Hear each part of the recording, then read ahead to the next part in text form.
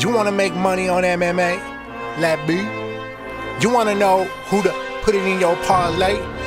Latb. You want to know our DraftKings stay away? Latb. So, who has the Leslie Smith underdog pick? Who was the Mexican dude and the lesbian chick? Everybody say you mean Lesbo and the Bean. Who's that out there living they dream? Lesbo and the Bean. Who's that still smoking all the green? Lesbo and the Bean. Come on y'all, let me hear you scream. Lesbo and the Bean. Welcome back. UFC 29 in the books. Out of Glendale, Arizona. Quick correction, we had it down on our paperwork wrong. Sorry. But both of us lived in California, so you can understand why we both thought it Glendale, There California. is a Glendale, California, but... Yeah, sorry. We don't, and we'll steal Mako Rappaport's, we don't always check everything. We don't have computers in front of us like other shows. We try to just have the fight cards in front of us with the little research we both do about those fights. We try not to go into the computer all the time, but we should have known it was in Arizona. All that being said, we should have known. So thanks for the correction. From the bottom to the top, though, we had a hell of a fun fight night. All 14 fights did come through. If you're looking for the video version of this, it won't happen. On Wednesday, hopefully everything will be back and running fine. We just don't have it tonight, and we didn't want to F with it. We had to get this out, so we were like, let's just forego the video tonight so we can Let's take it back to the old school. We're going make OG. sure the podcast gets done. So if you love to see us, we'll be back Wednesday, or probably Thursday morning for YouTube-ish, and make sure you listen to the audio version.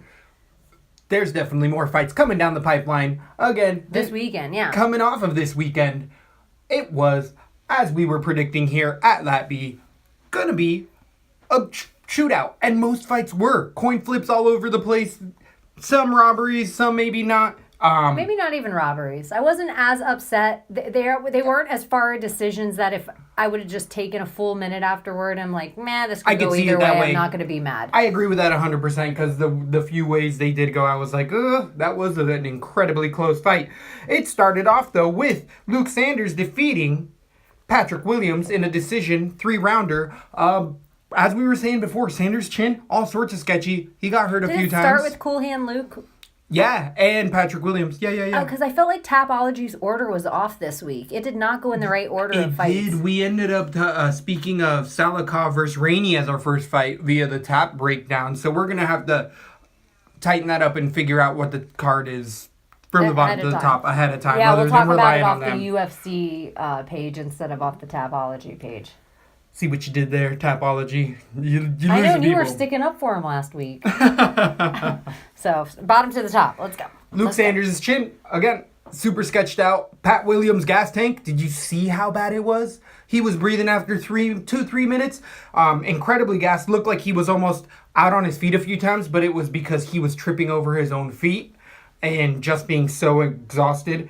I feel like you and I should start watching the fights of the pad and paper for one reason. Yeah. I would like for our rounds to be written down after each round. So we have this fresh thing. I would like to be able to come in and be like, round 1, I gave it to Luke, you gave it to whatever. Because this fight was one in particular that Patrick Williams looked so much better and fresher in round 3 than the end of round 1. Yes. Even though his gas tank dipped into round 1, everything you said was true. Round 3 came in and it was like, whoa, what happened? Did he snort a little yaya in the corner?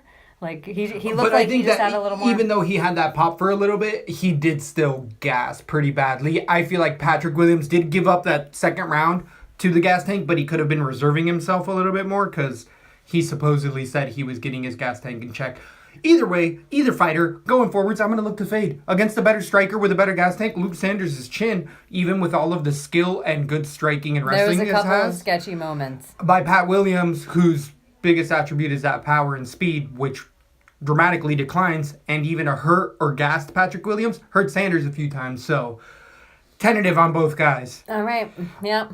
Then we had Alejandro Perez coming in against Matthew Lopez. We were split up all day on this, and you had the foresight to pick Perez. I had a decision either way, and it actually was a finish for Perez. Perez looked better than he ever has. Agree with you. Those legs were thick. I felt like he was listening to Lesbo and the Bean, because we were like, if somebody's going to have a split-up fight, it's going to be Perez. Perez. Uh-huh. But I think we did also say if we see the finish coming, it was for Perez, because Lopez, even though he's the guy that splits it up, and you also said you potentially could see this being the fight of the night and then talked yourself out of it by the end of Yeah, because I thought it was going to be a decision. Yeah. So the first round, Lopez took over on the ground, had Perez all sorts of precarious positions with the arm in under. Perez was defending incredibly well, though, the whole time, gave up the first round, and Lopez gassed himself out on the back. You could definitely see that second round, Lopez quickly was just I'm going to not stand up like out he of my was. chair and clap. I am so I'm so proud of all the fighters on this card, because I feel like a lot of casual fans watch the Fox events. This Yes. is how we get new fans into the sport, and they showed out. I was impressed with every fight. Like, there wasn't anything that bored me.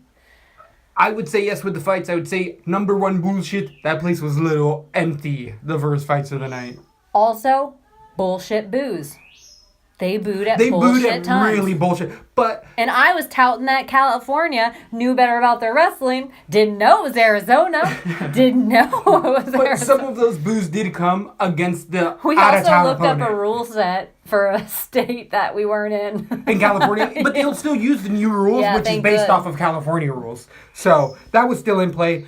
So where am I going to go with Lopez? That gas tank is super sketchy. We've seen it tested a few times. Perez actually looks like he's finally gotten everything on all cylinders. His gas tank's up to par. Take down the fence. Ground game defense is on par. And I'm going to be looking to actually be more on Perez. I always just didn't like Goyito for, I don't know why. I don't know why I've always been a little hesitant. It's because he weaseled out those splits so much. But if he's definitively able to pull away in fights like he did in this one, he's going to be a tough son of a bitch to fight from here on out. One of the nervous things going into this ahead of time, as I was talking about fading Lopez, I want to watch one more fight with Perez before I jump on his hype train, only because I saw that Lopez won the first round, like you were saying, Yep. and then he just is kind of, Had nothing left. yeah, he's just a guy to Because it was a standing TKO, was it not? It was accumulation of Tico to punches. submission. No. It was a submission round too? It ended up being a TKO by punches. But it was a TKO standing round two. round two. But it was what I also loved real quick about Perez is like he hurt Lopez a few times, and instead of running in, he used that clench and hurt him with knees. And then remember how he squared him up and was going to jump in and then backed off, threw a jab straight again, went to the body, up to the head, and then they called it. Also, that type of IQ for Perez that's evolving is what you want to see. Like I have 100% to be checks honest, all the way. and I have to be grateful and also throw out a shout out to Fight Pass, which worked so extremely well in my drive from Target to home so I could get home and watch the fights. I ended up having to run some errands and ended up in a bad place because of the 3 o'clock card for the early prelims. But my Fight Pass ran so well, I treated it like a radio station, which then also, our fight compadre, it made me think about that and how important it is to have something that is audio for people, truck drivers. They might be interested in the UFC fights and you want to listen to them live, the same way you would an old boxing match. Yep. Why isn't there something like that? It's ridiculous. It should be on Sirius or something. You should be able to tune in even to the pay-per-views and listen to live audio. Quickly with the Fight Compadre, there is a post show too. I gotta say, my boy, Flying Brian J, is it how what's his Twitter hashtag? Flying Brian. At Flying Brian. Yeah. He ends up knowing definitely who hashtag Latb is all about. So he's definitely a liker and subscriber. Just throwing some love out there in his pre-show, which I feel like is fueling the Latb. You're right, Flying Brian J, but you can follow him at Flying Brian J, and that's FLYIN Brian J. And J, just the letter, not J as the name. Damn, that's a hell of an endorsement by Latb if I ever heard one. Well, I think if you're somebody and you're lonely out there in a world of friends that don't watch UFC, Flying Brian's a great way to get fellow Twitter followers with other fight nerds that want to geek out like you geek out, because he does something like every fight night where he does a if you retweet follow back. And it's a really great way for people to have fellow nerds that want to geek out on fights with them. And or grow their social media and not have it be bots. Because it's other people retweeting you, then you know it's a person instead of getting all that stuff going. So definitely fun blockchaining and throwing that stuff out there. But on to one of the biggest upsets of the entire night. We ended having Adam Siwi Wizardzik versus Ajar Boulard, 1 billion strong. I mean 909,999. Because he wasn't that strong. Because he was not that dang strong, unfortunately. What a call by Lesbo on this. I got to give all props because I was heavy. I tried to change your mind a few times. And I almost did twice. I think I went back on it. And it was just the ground game got it to where he needed to. He actually, Boulard hurt Siwi in the first and second round a few times. But you can't finish a Polish fighter except JJ that one time. So, and Jutko. He ain't Polish, is he? Yeah, he's Polish. Hell, Jutko. A name like Jutko and he ain't Polish. See how I already forgot? Yeah, exactly. You're like, oh, that amnesia got me again. I thought he was from Norway. Either way, on the ground, Wizard Siwi ended up losing the striking and the ground, but showed as a big guy, really good, solid jiu-jitsu. Used an omoplata the second one ever. I have one. Uh-huh. A Polish can lose if they train out of Jackson Wink. Oh! Jutko's that American top team, but sorry, Mercy Bravo. I don't know if he is. Yeah, is he he? is. Yeah, he is. He's been for the last two fights. I feel the same way about American top team these days. Oh, dang. Bold statements by Lesbo. I'm at over Latb. American top team. Woo! They're champions of all of their belts. Robbie Lawler, JJ, who else? I think the longevity of a team is as much credit as to how many champions. If they can go through cycles, because teams then get perfect at beating that team, and then it's who grows out of there. Does the alpha male stay the same, or does alpha male grow? That is what we were, I think, with, is it Paul Henry? Or who's Mark Henry. Mark Henry. I think his plan, his style has been figured out. It wasn't that he wasn't great at one time, but I think all the guys coming out of there. Because it's even the AKA. What do you know whether you're getting AKA guys? Shots, overhook, underhooks, and getting single leg takedowns. All AKA guys do it. You can see it in Rockhold, Cormier, Khabib. Yeah. So, you're so right on that. Well, what do you see from Jackson Wink? You see them all fight on the outside and take their shots when you come in to give one. Fingers to the eyes. Fingers to the eyes. You're so 100%. Right. Juice, right? Totally. Just kidding. 100%. 100%. So, where do we go with either of these fighters? Boulard does show us that he has potential. That even though he's an outstanding wrestler, he does have his kryptonite or his vulnerabilities, and I think there's still, for me, Siwi in the striking looked like he was so exposed. If a heavyweight decides to not be on the ground at all with him, they could finish him standing, and I think that might happen. I don't know why. I just can't. I don't like Siwi, even though I saw very high level jiu-jitsu this weekend. Omoplata, especially in the heavyweight division, is mainly done with technique because they're such big guys. So all props to Siwi. He definitely earned that one all the way around.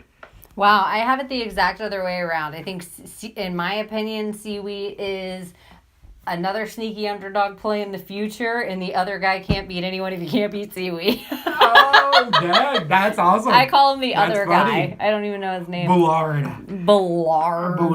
He did. Hey, Boulard. Hey, Boulard ass. Jeez. Lesbo going at it today for the throat. I'm drinking wine on the podcast. That's why I don't want the video on. You ain't catching me drinking wine. You ain't getting that on social media. That shit'll never die. It'll never leave you. So with these two fighters in the heavyweight division, they're going to keep fighting for a while. They're not going to be... They got a couple losses ahead of them either way, whoever they go. It's young blood, finally. We're finally starting to get that young blood. Also, quickly with Ajar Boulard, first Indian fighter to be deemed okay to wear a... What was it? Turban? Yes. And he was wearing it, and they even made it, because he was 7-0, they made a point to say he's wearing it over the left shoulder because that means champion status, and he's elite championship level status.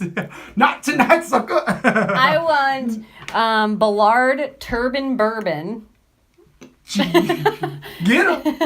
No, I think that would be. I would like if I were him. Oh, okay, like a drink. I thought you were making a nickname. I would have my own bourbon company, whiskey company, but unless he's in Tennessee, he can't have whiskey. But so bourbon. I don't even know if it's the same fucking thing. But Ballard Turban Bourbon, and then imagine the bottles all fancy with a little turban on the cap.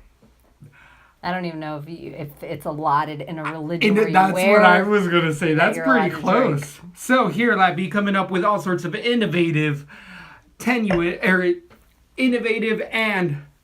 flashy marketing And schemes I for anybody. think Adam should actually change his name to Wuzzerdick, which you've been going with. 1,000,000%. Because I cannot say that.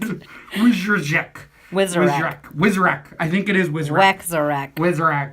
Or seaweed, but it's spelled completely like something else that I don't even want to get into. But what I am going to get into is Lauren Mueller versus Shayna Dotson. This was a unanimous decision for Mueller. I thought it could have been a dirty little split myself. Called it as a dirty split. Was actually favoring Dotson myself. Here the bean was all over the power right hand. That did not come through. The movement of Dotson was really evolved in this fight. I liked what I saw from her, but that gas tank's still a little weak. Was saying that discipline might not be there, and all credit due to Mueller. She actually looked way better than I thought on the Contender Series. She got hit a little bit more and had less of a gas tank. She ended up correcting all of those. She's actually fighting out of AKA as well, so she's got top level training partners. And a quick highlight of the trio yesterday: Dominic Cruz and Cormier were all going at it, and it was really Cormier and Cruz going at it. In this fight specifically, Daniel Cormier was throwing some, not even shade, just some general like, oh, Mueller looks like she's getting gassed, because I do feel like Dotson's training with Cormier at AKA as well. So they were going at it back and forth a little bit, and it was just really interesting to hear a few times Dominic Cruz be put in a corner and so just Dom's not saying training anything. with Mueller and Dodson's training with DC. Correct. Okay. Correct, No wonder. correct. Well, of course they probably got it probably was that was interesting to put them both on the table. I really loved the announcers yesterday, even though there was a couple rough spots where even I saw all over the Twitterverse people pointing out like, whoa, these guys are really going at it. And John Anik a few times broke character and laughed a few hard good times because they were ribbing each other all night long. How did you feel about the announcers? I love DC. I feel Dom used to be one of my faves, falling away from him. I can feel his arrogance through the television. He wants to almost correct sometimes when it doesn't need to be corrected on certain moves, like when DC was like, what this guy needs to do here is blank blank blank, and Dom would be like, put his foot on the outside, you meant on the, you know what, for the fan, that if they are a geek out fan, they know exactly what DC meant by it, and if they're a common fan, the moves, you're already past it on to the next thing. Mm-hmm. It doesn't necessarily, like, I felt you could, like, they were having a sword fighting contest a little bit. Oh, quite a few times. And I love DC, and I need a little bit of humor with my announcing. That's why I used to love Joe Rogan so much. I don't see that in Dominic Cruz at all. He wants to prove so bad. I'm the best technical guy. I'm the best technical guy. I'm the best. But guess what? That's not who makes the best ringside guy. It isn't always just about being the best technical guy. It's also being a little bit of mix of color, too. If we wanted to, hi, welcome back to blah, blah, blah. Yeah, 1920s radio. We already got John Anik for that. He already has that voice. I have this perfect voice, and this is always how I talk. Like, I fell away from Dom a little bit. Love DC even more. Back to Dotson, Mueller real quick. With Mueller, going forward, her gas tank looked good, her jab looked good. Doesn't have tons of power, but she'll kill you by 1,000 cuts. Had good takedowns, got a bit tired. That's better ring IQ. Dotson. Totally. She did mimic some of that Dominic Cruz footwork, which DC was alluding to, and trying to give Cruz a hard time, and it's like, once Mueller started pulling away a bit more with the fight, Cruz started to come out and be like, oh yeah, we did show her that. She is in shape. I said that, DC, and like, How about your girl? And if Dotson was fading more out of the two, gonna be super tentative with Dotson. I'm liking Mueller on the way out. I think that she's definitely gonna make Totally agree. a big stink in there from the dramatic increase of skill that developed from her last fight.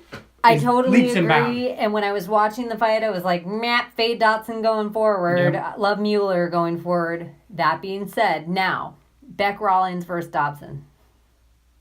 Then you get a KO for Dotson. So I'm just saying maybe you don't have to fade her yet in that division. The 125 is a really...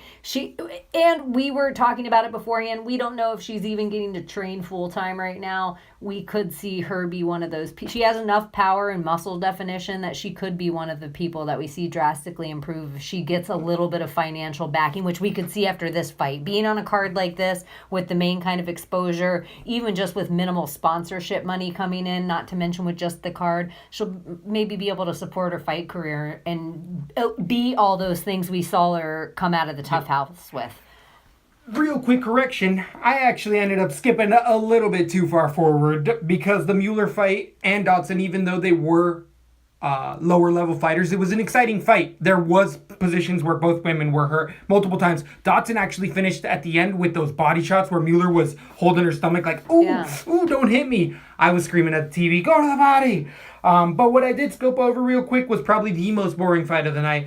Yushin Okami versus Douglas Lima. It was Takedown City. It was Takedown City. Yushin Okami at 170 actually looked big, really big, and really lean. Showed tons of grappling. That was an exhausting fight. Both guys were super gassed. Yushin Okami could barely breathe after it. Since this fight's so boring, off topic, exactly. Would you be willing to get Brian Callen on Sundays if I brought a bottle of wine to the podcast when we recap the fights? Wine in the fights. Yeah, like I'll try to find a bottle of wine that represents the main event somehow. Only if we have sandwiches with wine, because it's the only way to have Cheese wine. and crackers. And have sandwiches. Some dried fruit. We could get a little fancy up in here. Who knows? Who knows? I mean, if we're videotaping it too. This glass feels nice in my hand, I'm just saying. I feel like I know more about fights just holding it. Like, I don't know, let me smell my glass before I break down Dobson Mueller. If you guys could see that, you'd be like, she knows what she's talking about. Yep. Smelling the bouquet, as some may say. So, with the Okami-Lima fight, it was the ground tactician that ended up taking over with great entries on his takedowns and just chain wrestling. Lima doesn't have a chin anymore and doesn't have a ground game. There's not many places to go other than Bellator where his brother should maybe be in the UFC a bit more. He's been putting together a bit better of a showing. The Lima brothers needed to tag out. They do need to switch it up. Totally. You know what? They probably could. No one would know.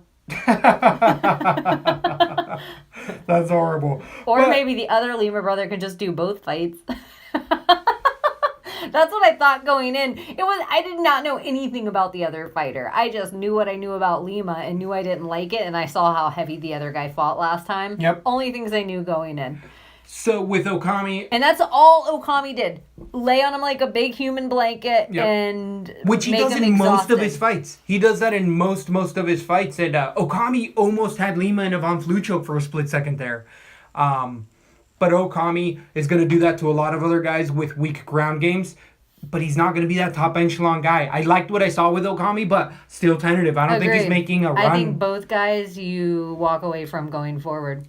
Right. Like a scene in Terminator 2 with like a huge explosion behind you, or you just throw a match and you just walk. Like a whole explosion happens. You don't even duck. You don't even give a shit. You just walk away. Yep. Just walk away. Don't even turn around. So, don't turn around. Ow, ow, ow. We are moving on to Gilbert Burns and Dan Moret. This was a quick one in the second round. We had a TKO by Gilbert Burns, a heavy favorite, minus 600. Actually was hurt a few times. Yes, he was. I was super nervous for a minute. I was sweating. Round one, the first 2 Burns minutes. won it, but it was sketchy. He was on skates He took care of it toward the end of the round, but the first 2 minutes of the round, Moret he looked like, I want to say, #boom out there. He looked like my boy Brian Boom. It was like, holy shit. Hold on to your seats, everyone. This is going to be over quick.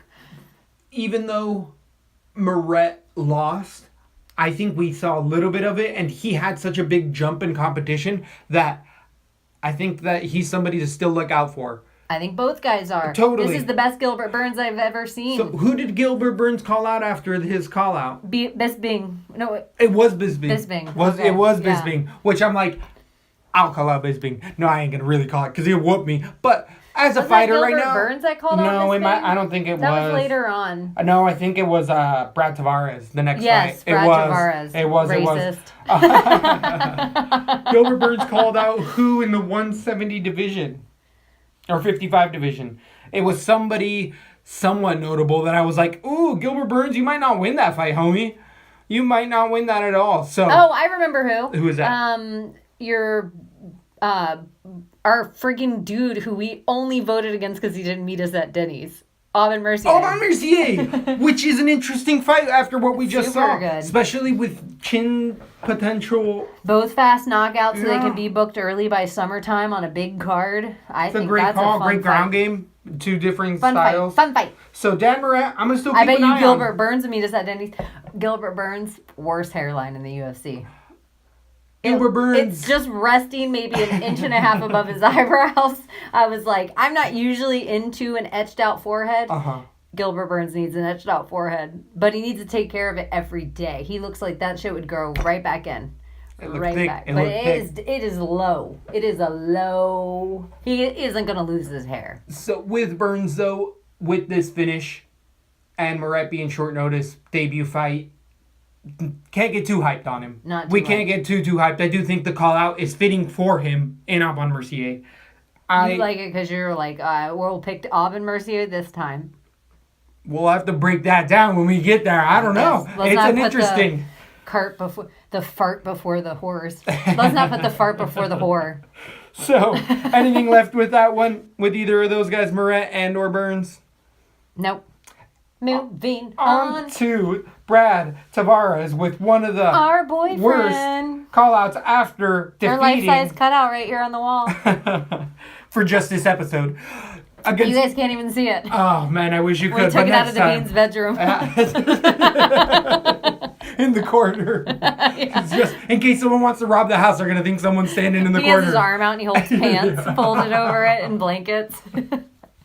So, this was a TKO finish for Brad Tavares here at Latb. We both were on the Tavares plan. We both thought it was going to be a decision, though. Jutko isn't tend to be a little bit chinny, but I don't know what it was. I like Jutko's style. He is a Polish fighter. He does tend to have a better chin, as I was saying, but he's on a 19-2, maybe 19-3 run now, and his only 3 losses are coming out of the UFC or one early in his career, and it's because the level of competition at those 19 prior fights was not UFC caliber. Brad Tavares is a dark horse in that division, though, as well. He's not an easy fight. Not a lot of guys are calling him out. And like the movement of Tavares, Tavares had a pretty good-sized cut under his eye.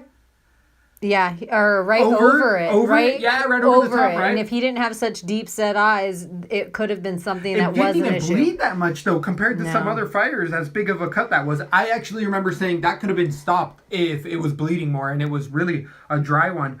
But Jutko moving forward, he's 19-4 now. There's people that can beat him still. I'm still going to pick against him, but he can beat other guys. Here's the thing about Jutko, which is the exact same thing we'll say about another fighter later on.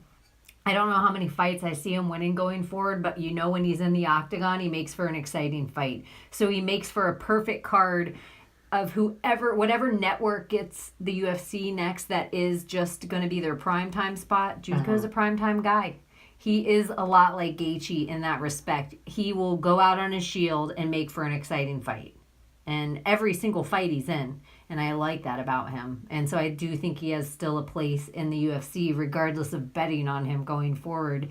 Because that wildness is the same thing that will F your card if you don't bet him. That's when it catches someone.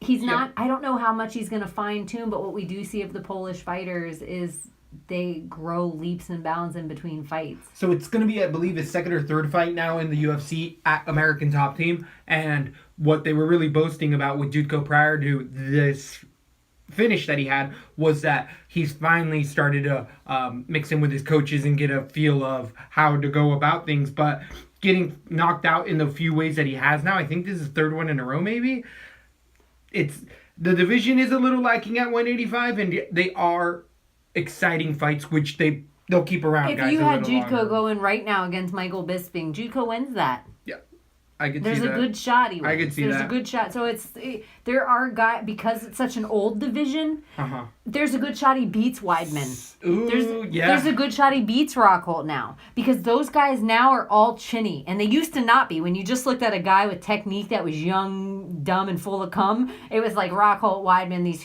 two hot guys flying through the division. Now they're the two old men in the division who both are chinny. It's weird thinking. Now I know what you know, because I've watched these guys come up. We were just talking about it last through a night. cycle of it. Yeah, wow, I'm finally in a place with UFC that I've watched full careers like go from the tail hot end, to like ending, and that's an interesting place to be. Like, see, whoa, I remember when that guy was my favorite. I remember when I thought those people were the same people. I remember when I thought I didn't even know this guy's fighting style at all. Right. I don't know. Where do you go with Tavares? Everywhere. Wherever he wants me to go. Out to dinner. Did we already get two dropping dimes on Tavares? He does have a baby mama, and he's with her, and he's got a baby at home, which it says he's also changed his I really training like around. everything, and I think a perfect thing.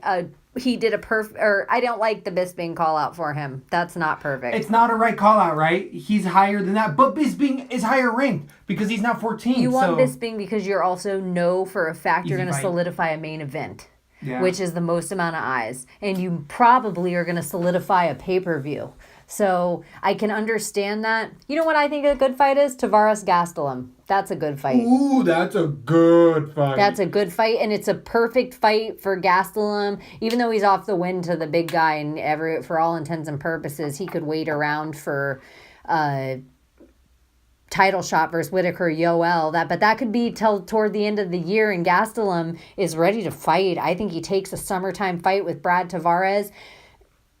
That's a good fight for both guys. That's a fun one. I don't think Gastelum's in a ton of danger in that fight to take it all the way to decision and still make for an exciting fight. I could see wrestling being a big factor there, but I like Tavares' takedown defense. Yeah. Showed up again. I like it. Been saying that for a while now. So, fun It's a stuff big in the step up division. for Tavares to be taking that fight. Gastelum, oh yeah. Oh yeah. So I like Chris Weidman better, actually. That's the fight I'd rather. If I were his manager and it was something I was going to make for him to win, Gastelum, I see him losing that fight. Chris Weidman, I see him winning.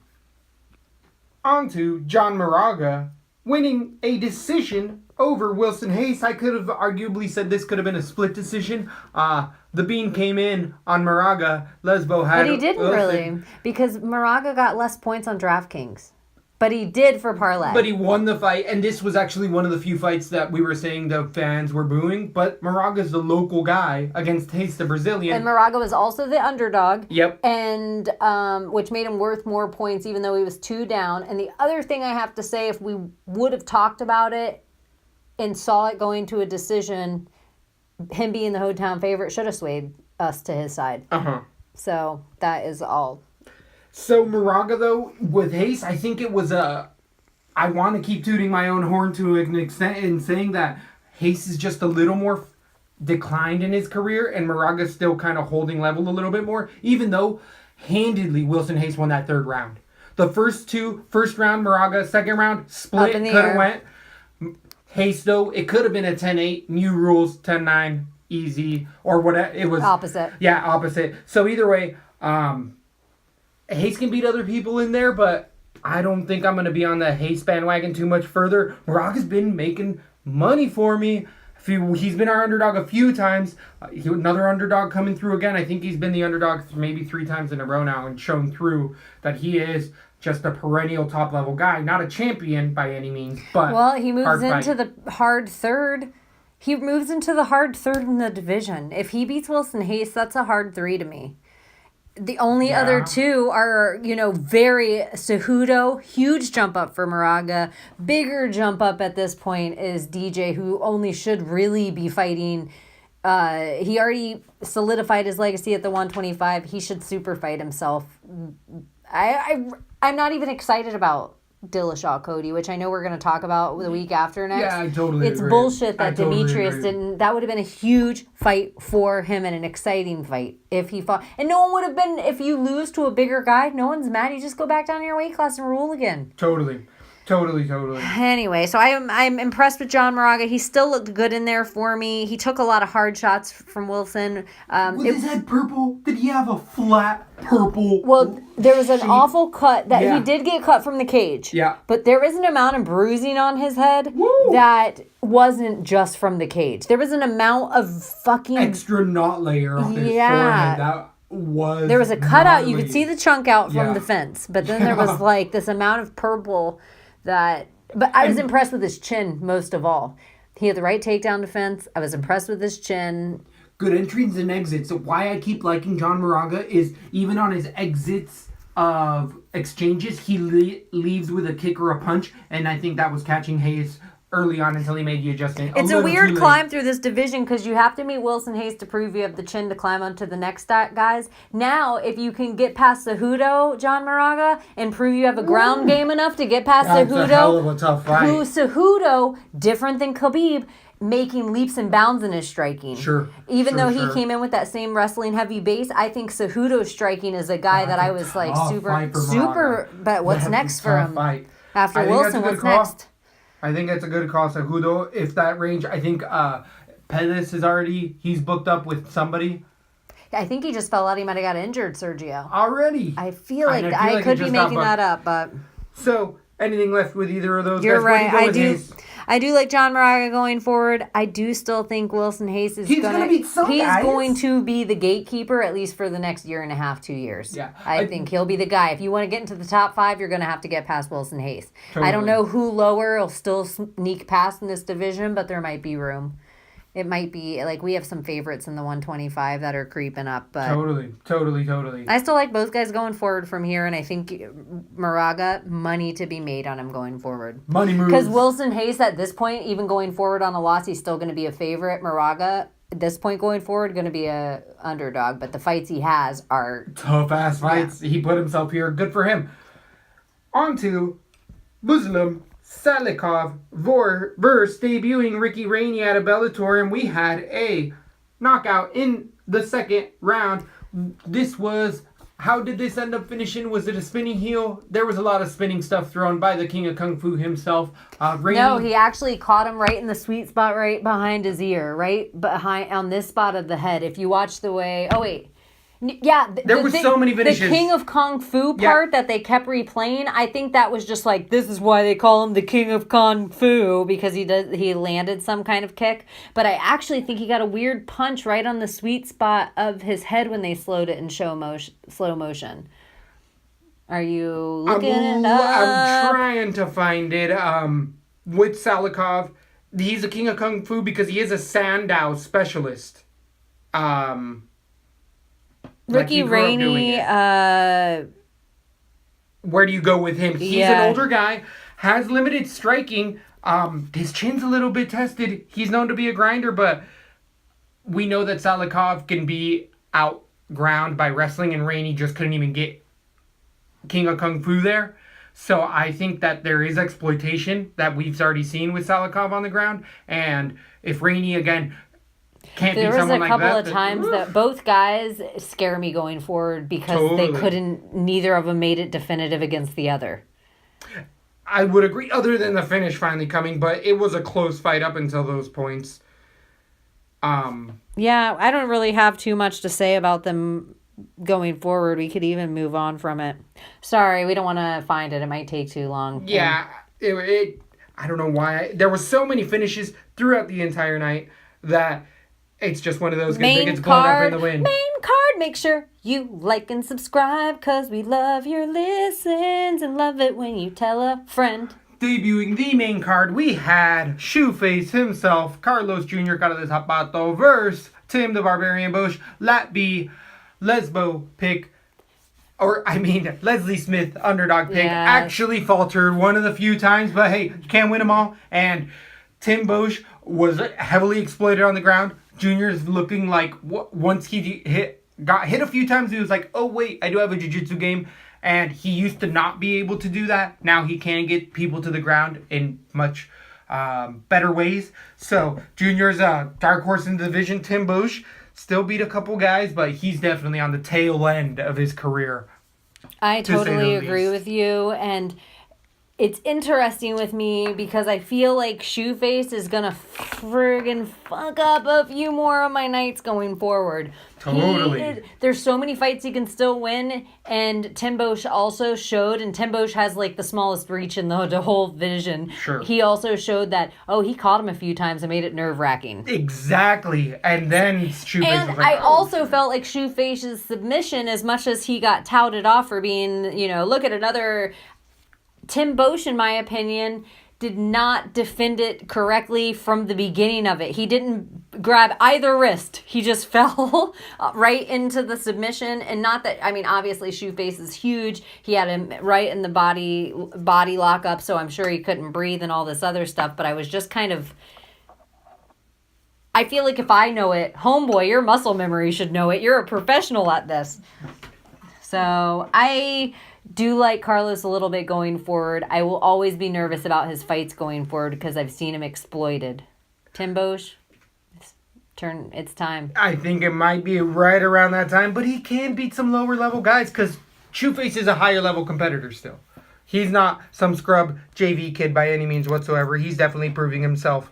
On to Michelle Waterson versus Courtney Casey. This was a Latb great pick all day, as dirty of a split as you can get. We had Michelle Waterson coming through with a 29-28 majority decision or split decision versus Casey. Casey, much bigger fighter, really imposed her size in that first round, and Michelle Waterson really adjusted well and showed that she could win the clinch battles and end up staying on top and or scrambling to the beneficial positions. Had Casey in all sorts of trouble on the ground as well. Casey was huge in there and was just not as evolved as a mixed martial artist as Waterson was. Interesting fight. Casey has lost a few in a row now. They've been to mixed competition. I'd say Waterson's definitely a higher caliber, but I think she might have to make a little Invicta run a little bit, get a couple more wins together, learn a little bit more. She's still a young lady. Waterson, if there's a time to make a run, she's starting to do. This is the first step for it. Really saw her wear down, but saw her make that IQ change later on in the fight that is going to help her. But as I was saying with the breakdown, those kicks really were labored going into that second and third round for Waterson. Those really flashy kicks her were cardio just... was a little... Oh, yeah. And she used her ground game to really win that fight. Got away from the striking because it was dare I say boring? I want to say, I can't remember all of the I was kind of points. impressed. I thought it went back and forth a lot. I thought it was a striking battle. Like the first round, Casey tried to get takedowns. I was super impressed with Michelle Waterson. I thought she was done growing in the sport. And Totally. She came out this time around. And now, where I thought she was stunted in her climb up the division, now I look at her and I'm like, okay, you're ready for Claudia. That's your next step. If you want to go up the division, it goes Great fight. Claudia and Andrade, JJ, Rose. Like, if you want to get up to the next thing, so if you're next rung up after this fight, and you knew Courtney Casey was going to battle you hard with your wrestling, so you come in, your stand-up's already good, and now you come in with, she had some of the, I know for you, they're very 101 wrestling, but I just don't see them done so smoothly in the UFC with transitions from coming in with a high crotch and not getting the right leverage, sliding her hand down to Casey's ankle, picking the ankle down to a single leg. It was just like very... I learned a lot, but maybe that's part of it is because she did them kind of slow enough for me to see it. Is that true, or is it that actually Dominic Cruz and Dan Cormier had a bit of a pissing match during this, talking about high crotches? Because Dom was talking about DC's now high that crotch you mention level. this is That's something, why they broke it down. If you notice, anytime you were talking about the other fighters, the other two. The two lady fights. Both the lady fights. Yeah. Both, you could hear the announcers telling us as the audience, in quotes, advice that would be imperative for the fighters to know loudly. And I've heard fighters multiple times say, I can hear the announcers when they're talking. UFC conspiracy. Yesterday, during this fight, all of a sudden, we heard Michael Bisping. Out of the blue. And T Wood breaking down this fight, not cage side. They were bitching about do you think production got them in their earphones? And coaches are like, no. And said, hey guys, you guys are getting a little, because this started from the first fight of the night, them going back and forth. Do you think the don't do that could have been the fight earlier? Because no, the don't do that was early in the night. That was the first but could or have been second fight. Dobson? Because that was like the third fight of the night. Could it have been something where he gave advice while they were right up against the corner and he said, don't do that? I don't know. UFC conspiracies. UFC conspiracy. Just throwing that out there. Now that I get a gestate on it a little overnight and kind of watch the way things went. So Shoeface gonna be interesting, right? Oh yeah, Michelle Watterson. Just kidding. Where were we with Shoeface? Everyone likes to say that name over and over again. Cara de zapato. Then we had Israel Adesanya coming in, one of the most hyped fighters, blinded by the hype. Blinded by the hype. Definitely coming through with some valuable knowledge there. Lesbo getting all sorts of credit here because she called it that this was not going to be an easy walkthrough of a fight. I had a finish for Adesanya, and rightfully so. Vettori walked through those punches. Actually had way better head movement than perceived. Initially, for me, I thought he was much more of a punching bag in other fights. He's really gonna be a hard fight for a lot of other fighters. I see what you're saying now in Vettori being a dark horse in the division, and people are gonna be like, oh, Adesanya sucks. He couldn't even finish Vettori.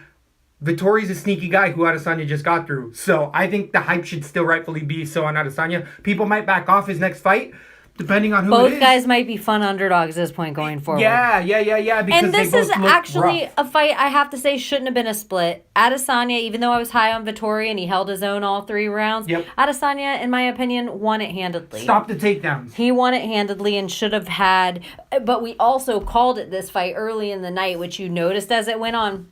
Leg kicks got no special credit in this fight night. Sure. And we've noticed time and time again, they're just not getting noticed by judges. So they add up if you're planning on a finish. Who was landing the leg kicks in this fight? What is it, Adesanya? Because I don't remember too many this one. I thought he was picking apart everywhere, Adesanya. But maybe he was just punching too. I was actually thinking about...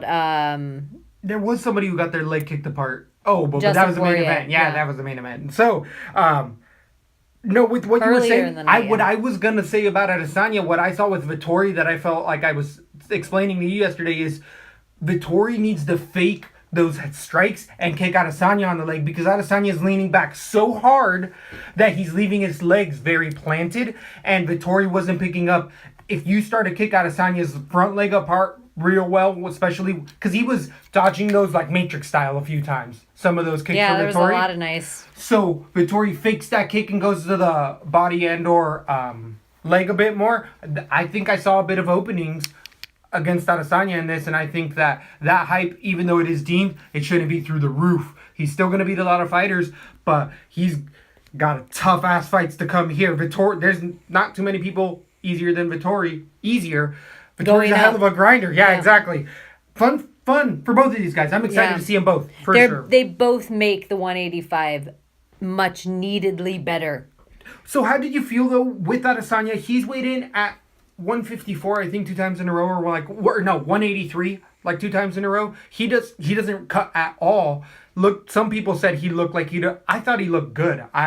If he doesn't have to cut, and his chin is through the roof because he doesn't cut much, but Vettori did look like he was a chunky boy. I love when a fighter doesn't cut. I prefer that. I prefer the sport lean toward that slowly over time. And I hope people like Adesanya, like Bullet Shevchenko, like, all these other people that are walking, Rose Namajunas, that are just cutting a small amount of weight, like maybe 12 pounds in the last week of time, which I think, okay, that's a very normal amount of water weight and everything to lose in a week. I hope they start to exploit the fighters that are cutting too much weight. I hope we start to see it more because that's the only way people are going to stop. Totally. So, anything left with either of these guys? Fun futures for either of them. Who would you give to either one of these fighters? Because they're not top 15 yet. They're just getting there. In the 185 division, I guess anybody. Just get them another fight, either one of these I guys. give Adesanya, Machida in Brazil, and I give... Is it Vittori versus Jutko? And I give Vitor Belfort in Brazil. I give both fighters a fight. They're both going to be healed around the same time. Machida and Vitor are huge draws. You know both guys are going to fight, even though we hate it and want both of them to save their brain and quit, but they're both going to fight again. I think these are the two up-and-comers that you have come up and steal that shine. On to the co-main event, we have a barn burner of a fight. If you're following Lesbo and the Bean, you should also be following at Weak Neck Baby. Yep. Is that where we can find you on Twitter? Also at Zoltanite, also known as the Bean on there. It's Lesbo at Weak Neck Baby, and it's the Bean at Zoltanite on Twitter if you want to find us. And the reason I bring this up is because... FYI, if you follow Lesbo and the Bean on Twitter, you can look right at our header, and it says both of our email addresses right in it.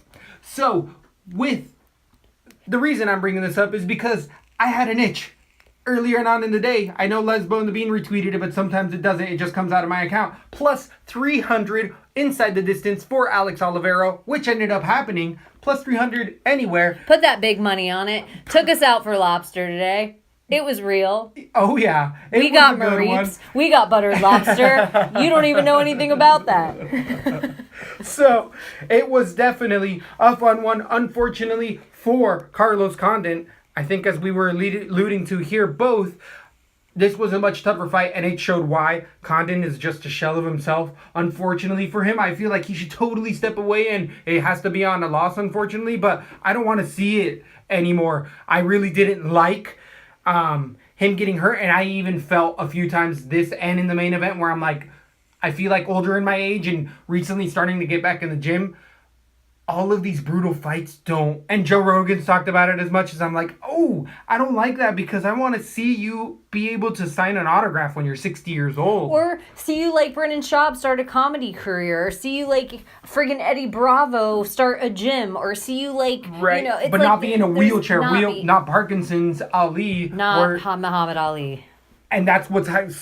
We're seeing Carlos Condit being a step too slow, not being able to take a punch. He tried real jobs and said this is not great. He has his own coffee shop that he started in Albuquerque. So if you're in the Albuquerque area, follow Carlos Condit wherever you can on Instagram and go get a cup of coffee. Leave a heavy duty tip. He's gonna need it. Definitely.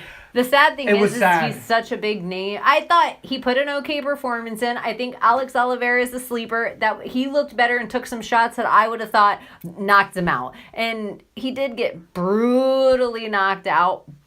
But I still think he has a big enough name to put asses in. I'd be excited with Carlos still on my card, even though I don't want to see him fight anymore. With Carlos Condit, it started off with Carlos actually being on top in a reversal and a heel from the bottom. One of the few times we see them hurt a guy. Carlos Condit was stunned, then rolled over Oliveira. Remember that? And then Oliveira got that guillotine. Or no, was it...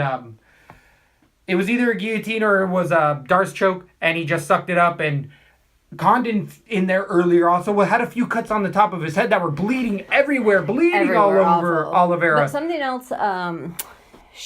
You pointed it out in the fight, and I thought it was a really good point to make. In round one, Carlos Condit had Alex Oliveira behind and almost got him in a rear naked choke a few times, had a full leg across his midsection for breath, everything going on. And you said that is the reason that Chiesa fight was called early. Do you see how he defended that? When he tucked in his... We thought he was dead to rights. Oliveira was deep. It was deep. Carlos Condit had Oliveira deep in a rear naked. It looked like full rear naked choke. If Mazzagatti was in there, he would have called it. Mm-hmm. If he was in there, he would have called it and said, dude, you were going to pass out. Let him pass out. But that's why you let him pass out. Because Oliveira showed that same pump technique that Chiesa was saying. Throw up your trapezius muscles. And then at the last second, push with everything you can on that elbow. And you get out of it. Chiesa Ooh, that was a rough one. That was a really It's rough just one. for That's everyone why. that Proof thinks you can get out of Chiesa it. couldn't have gotten out of that. Watch that fight. You save up. You don't just keep struggling the whole time so it gets fighter. You seem like you're giving up, and right when they adjust to get in their final tightness, that's when you explode. So, anyways, I just thought it was something to point out in that fight. That Thank was you. proof of, hey, here's something way back that was a big hot topic. People are like, if we get there again, I bet Yeah, you the it's ref over. calls it again. Nope. It's over. No. We see what happens. How did you feel about the refs, real quick, throughout the night? I feel like there was a few times that Herb Dean Licious was definitely, there was a couple eye pokes throughout the night. Dick kicks, eye pokes, and Was finishes it that Brad could have... Tavares? His fight had eye pokes? Who else is hot fight? We saw somebody get kicked in the upper thigh. Alejandro Perez might have had an eye poke in it as well. I feel like Vittori might have got a dick Yeah, kick. it And a was couple eye pokes as well in the Vittori where he flipped off Adesanya because he poked him in the eye like 3 times. No point was taken at Adesanya. With Adesanya as well. A quick thing. Thank you for reminding me. Herb Dean is on a brother's side on that one.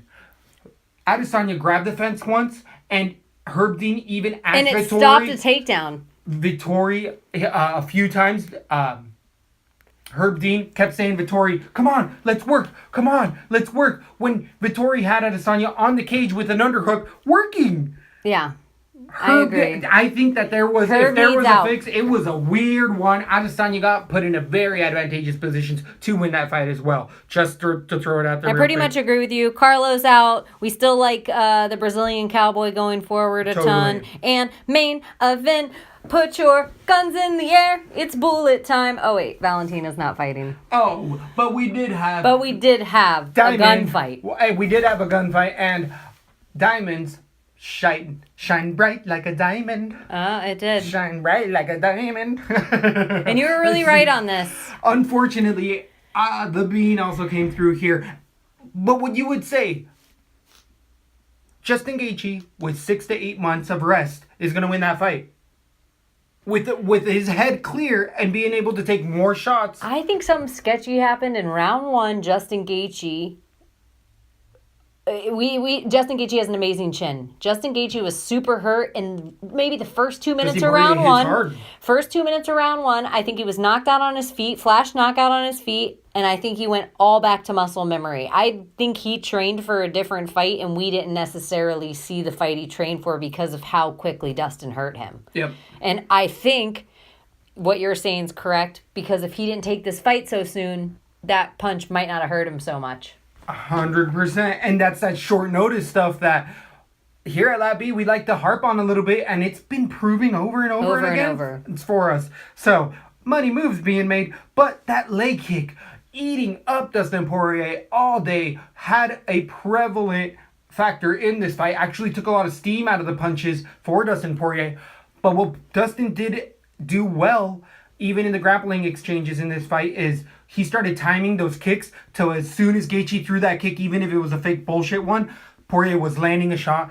And high output by both fighters, both of them super gassed. What I didn't like, as I was saying before with fighters taking damage, is Gaethje, you could have 3 more fights and get paid even more money instead of just 2 more for short notice. Like, you're not doing yourself any favors at all. He says he has 5 more fights left. He said before this fight, he said he had 6 more fights left. Take a year off, dude. He says he has 5 more fights left in his fight career. He's going to make tons of money from those fights because no matter what, people like to see him fight. Everyone knows he's the epitome excited. Of an exciting fighter who's losing streak, who's going to get another potential headlining bout because it was exciting all the way around. He was in it the whole time. A lesser fighter than Poirier gets knocked out due to leg kicks and or headshots. Poirier ate some nasty-ass shots in there, too. Gaethje has a bunch of fights left that he's going to be the favorite. And if he wins the right ones, he still could have another run at the title. Totally. Diamond, Dana's like, there could be a real shot at him and could be, there's no shot. I'm sorry, Dustin. And he was calling for it at the end of the fight. You're not putting yourself in this trifecta. The only fight for Dustin Poirier right now is Eddie Alvarez. That's the only fight for Dustin, is the rematch of that. And the other thing I have to say about Dustin, thank you so much. Thank you, thank you, thank you. No matter how many eye pokes you took, you did not, I would have called you a bitch, even though one of the eyes could have taken your cornea out because of the Eddie Alvarez fight and the way that that finish looked a little sketchy to me. So thank you for finishing this fight, and I'm so glad you did. And I have a whole new respect for the Diamond that I did not have before those 2 eye pokes. And then he poked Gaethje at the back. last second, poke Gaethje. But Gaethje, one of the few times Herb Dean actually did take a point from a fighter in the second eye poke. The first one, they didn't bring a doctor in, as you were saying. And then the second one, a doctor came in regardless. During that, because we were saying it, the key word in the doctor asking Poirier, "Are you okay? Can you say it?" He said, "Yeah, kind of." And we were like, oh, and that's shit. the game.